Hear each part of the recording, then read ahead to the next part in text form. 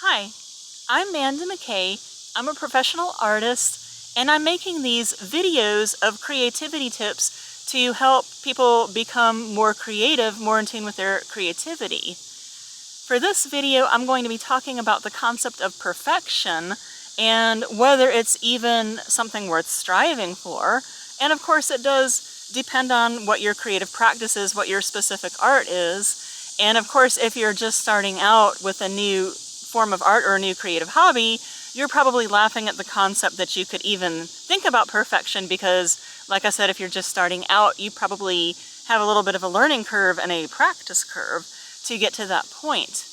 But anyway, the concept of perfection is something that an art professor when I was in college at the University of Georgia really got me thinking about, because I had up until that point been striving for perfection in anything artistic that I did, and I continued to because I became a medical illustrator, and so definitely that's something where you want it to be completely accurate and then, in quotation marks, perfect.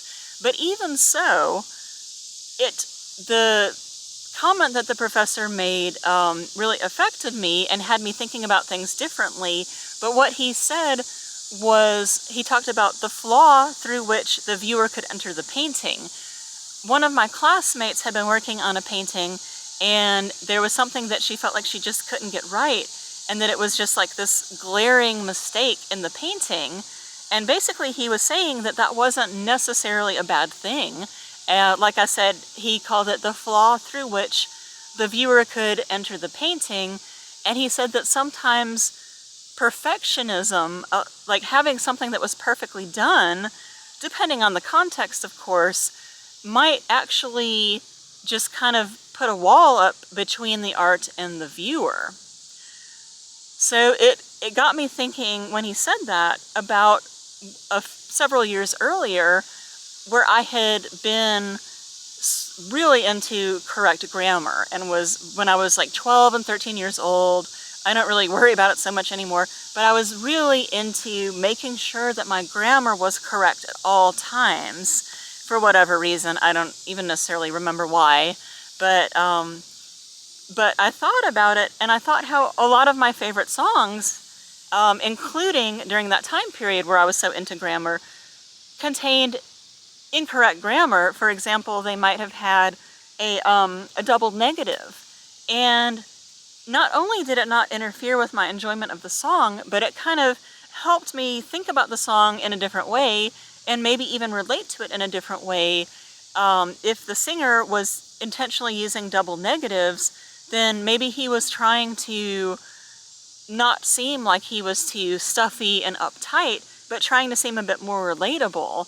And it kind of would get the song across to me in a different way, where this person is trying to seem relatable in their song, and so therefore I'm experiencing the song in a different light.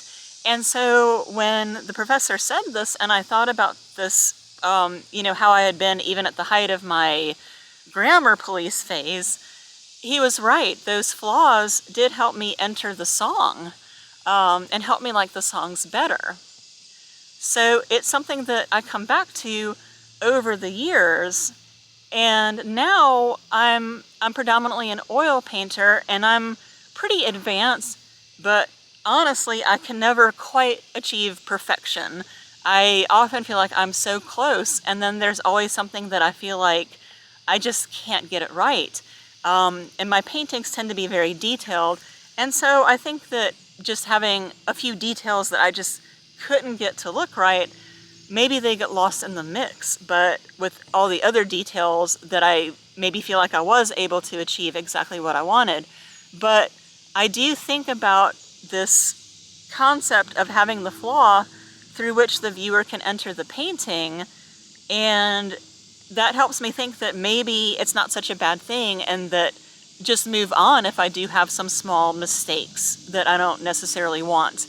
Instead of spending a ton of time trying to perfect them, I can just move on.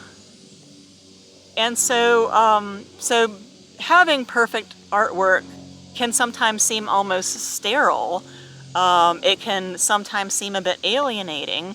And I will say, for right now, right at this moment that I'm making this video with AI, that if you have something that's super perfect, it can seem like AI. Of course, AI is advancing at an extremely fast rate, but often I can see like an alleged photo of something or somebody, and everything is just too perfect. You probably know what I'm talking about. Like if there is a model in a picture, it's just, the person just seems almost alien because everything is so perfect. Their skin, their eyes, 100% symmetrical.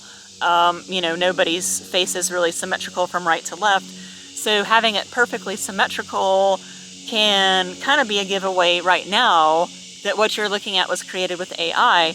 Whether that will hold true in another year, I don't know, but it is something to consider. So definitely think about whether you really want to strive for perfection, or maybe you do, you understand that you're not going to get there, you want to come close, but definitely understand that having flaws in your work is not necessarily a bad thing, and probably will make your artwork or your whatever your hobby is, it can very well actually make it more engaging to the viewer. So perfection or not perfection, you decide, and let me know in the comments. And if you've ever been able to achieve perfection in your artwork, please let me know, because in spite of my best efforts, I can't say that I've ever achieved that. So just let me know what you think. If you found this tip to be useful, don't forget to like and subscribe. And again, my name is Manda McKay, and thank you so much for watching.